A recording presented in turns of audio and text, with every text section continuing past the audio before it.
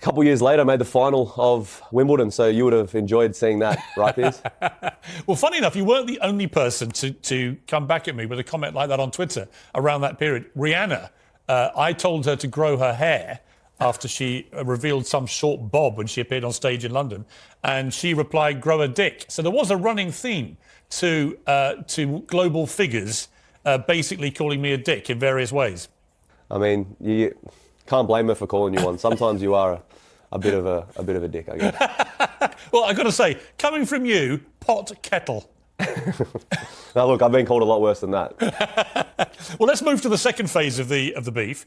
In an interview with the New York Times after this exchange, which got a bit of traction online, as we know, you confessed you never watched tennis. Yep. And you responded, no chance. Jesus.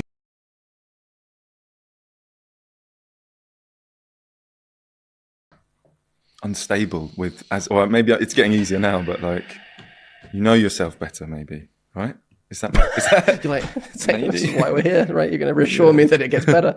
Yeah. No, I think so. I think so. I hope so.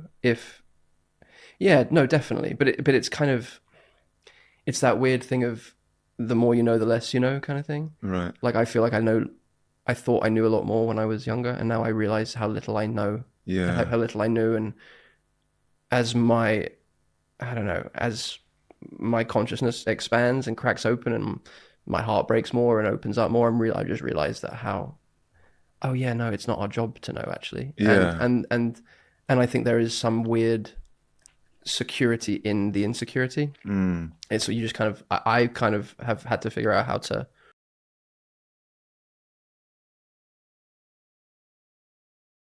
Not only did I feel accepted for who I was for the first time, but I was like, wow, when we're hanging out together, this is great. We had a lot in Life common. is fun. We can spend 12 hours a day playing Crash Bandicoot. What a time. Maybe sometimes doing some YouTube work. No studying. I don't think I was a good influence for your law degree. Everything worked out. Objection. You were like a literal ray of light in my life back then, even when you had black hair, which absorbed all of it, like really long black hair. Ironic. And what we had was the most important thing to me, and I wanted to protect it. So when other people tried to grab it and drag it into the light, I felt completely violated. Having all of these people trying to out us and being so hostile to me when I tried to hide it was so triggering, honestly.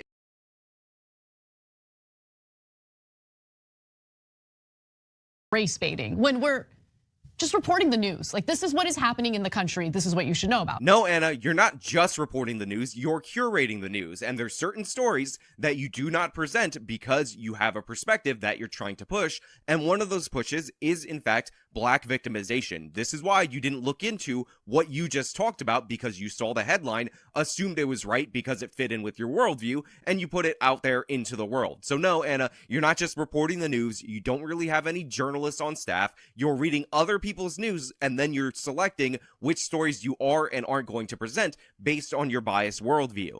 No, but they project.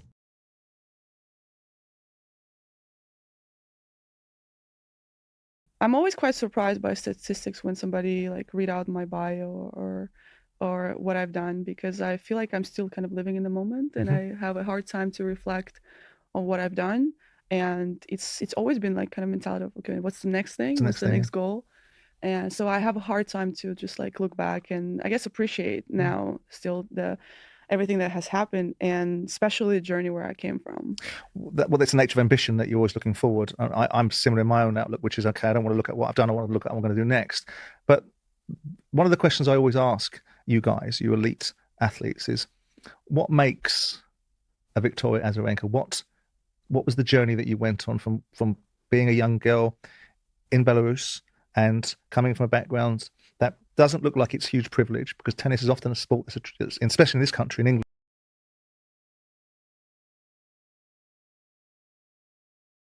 years and 4 months of incarceration, followed by 3 years of supervised release and a $20,000 fine. Although it is important to note that he could get parole in about 8 years. Now, the story of Darren Sharper is a disturbing one. A guy who was highly respected by other seemingly respectable people actually turns out to be a wolf in sheep's clothing. Or more harshly and honestly more accurately, he turns out to be a serial rapist, which is simply defined as someone who commits that atrocious crime multiple times. In my opinion, is one of the most deplorable acts a person can commit. And I gotta admit that as empathetic as I try to be, rape and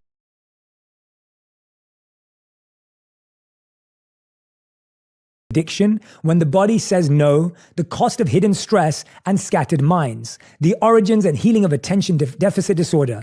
Now, today we're talking about his new book called The Myth of Normal, Trauma, Illness, and Healing in a Toxic Culture. And we have the link to this in the notes. I want you to go and order this book right now. It is going to blow your mind. The insights of this individual about what we're going through as a culture and a society are going to be really powerful. So the book is called The Myth of Normal, Trauma, Illness, and Healing in a Toxic Culture. Please welcome to the show, Dr. Gabor Mate. Thank you so much for being here. Well, it's such a pleasure to be here. Thank you. I love sitting down with people who are deeply immersed and obsessed with ideas and observing human behavior. I admire obsession deeply and admiration deeply, and I admire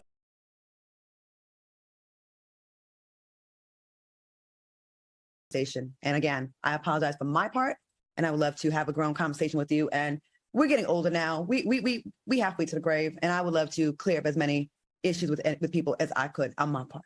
So I have that seems so grown up for you. Hey. Well, you know, I've been doing a lot of this lately. You know, I mean, me and what's her name? I had a few issues with people that I've squashed. You know what I mean? And I think that Tamar Braxton and myself, she came on out loud and we had a great talk, and it felt so good to like release that. And a lot of times it's one conversation where you're like, I thought this. Well, then I thought this. I said this because, and then you end up being like, we wasted all this time. Okay. With that being said, are you drinking on anything tonight, Al? Because I have a migraine. I need something. Yes, I'm drinking a red wine and tea, but I forgot to bring it over here. So on break, I'm going to grab it. Well, maybe your butler can.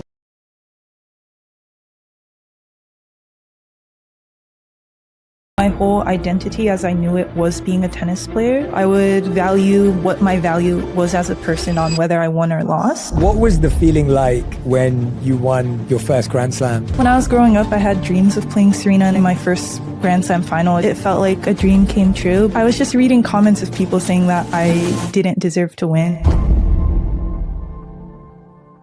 The #1 health and wellness podcast. Jay Shetty. Jay Shetty. The one, the only Jay Shetty.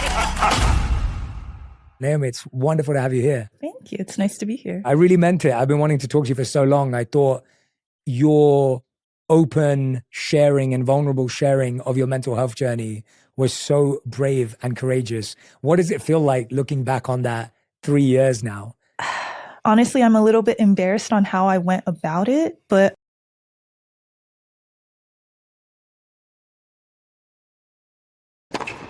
Just saw Kyrgios hitting a one-handed backhand in practice earlier. Did you hear that one, Barry, when just before he lined up a backhand, he said, Rog, and then hit a big one-hander. With Joshua. Well, it was very close to a double fault. Charnov decided not to challenge. It was right under Fergus Murphy's nose, in fairness, but it was out. To be able to step up.